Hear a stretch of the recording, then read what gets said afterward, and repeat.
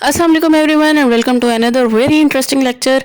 हमने बात की थी अर्थ क्रस्ट से रिलेटेड, हमने बात की थी वर्ल्ड मैप से रिलेटेड। तो आज उन दोनों की ही नॉलेज को कंबाइन करते हुए हम एक टॉपिक आज पढ़ने वाले हैं। ये सीखेंगे कि कैसे एक प्लेन लैंड में माउंटेन्स बने, कैसे अर्थ को एक साथ हैं, किस तरह से हमारा प्लेनेट क्या शुरू से इसी तरह से था, जैसे ही बनता गया तो माउंटेन्स वगैरह थी, या बाद में फॉर्मेशन हुई तो किस तरह हुई। इसको स्टडी करने के लिए एक साइंटिस्ट था एल्फ्रेड वेगेनर। उसने 1912 में एक इंतहाई इंटरेस्टिंग थ्योरी दी थी जिसे थ्योरी ऑफ कॉन्टिनेंटल ड्रिफ्ट का नाम दिया जाता है, कि सारे कॉन्टिनेंट्स पहले इकट्ठे थे, एक लैंड मैस की फॉर्म में थे, एक सुपर कॉन्टिनेंट की फॉर्म में थे जिसे पेंजिया कहा जाता था। कहा यह जाता है कि 250 मिलियन ईयर्स अगो पेंजिया अपनी फॉर्म में था, लेकिन ब्रेकअप उसमें स्टार्ट हो चुका था।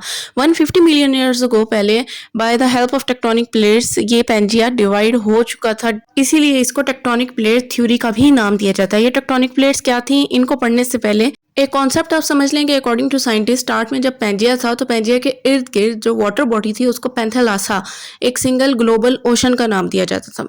और जब वो डिवाइड हुआ पेंजिया तो वो नदरन और सदर्न पोर्शंस में, यानी नॉर्थ और साउथ वाली साइड पे डिवाइड हुआ था सबसे पहले, जिन्हें लोरेशिया और गोंडवाना का नाम दिया जाता है। और फिर एक सी की फॉर्मेशन नजर आना शुरू हुई थी जिसे टेथिस सी का नाम दिया जाता है। इसके बाद आहिस्ता आहिस्ता डिफरेंट कॉन्टिनेंट्स की फॉर्मेशन होती गई, इसी तरीके से कि लैंड मैसेज अलग होते गए, और जिन एरियाज पे ये फॉर्मेशन हो रही थी उनको टेक्टोनिक प्लेट्स का नाम दिया जाता है। अगर आप सिंपल वर्ड्स में याद करना चाहें तो 7 मेजर टेक्टोनिक प्लेट्स हैं जो कि हमारी अर्थ पे मौजूद हैं, और 10 माइनर प्लेट्स हैं, लेकिन हम स्टडी 7 मेजर प्लेट्स को ही ज़्यादातर करते हैं। और इनकी जो फॉर्मेशन है टेक्टोनिक प्लेट्स की, ये होती है अर्थ क्रस्ट में। जो अर्थ क्रस्ट की लेयर्स हैं एस्थेनोस्फीयर और लिथोस्फीयर, उनमें।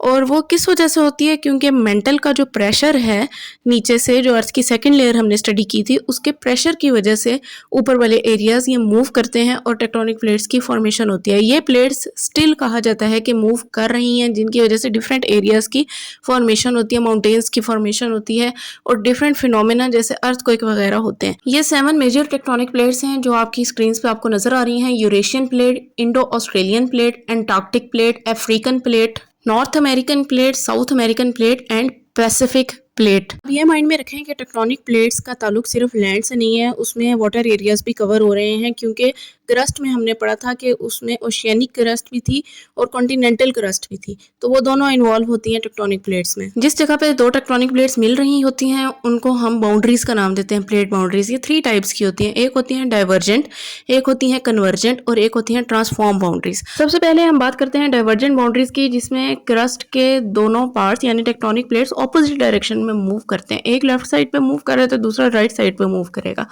तो उसकी वजह से क्या होता है कि जो सेंट्रल पोर्शन है, जिस तरह ओशियानिक क्रस्ट में अगर है तो वाटर में एक प्रेशर क्रिएट होता है, जिसकी वजह से ऊपर की तरफ सारा मटेरियल मूव करता है क्रस्ट का।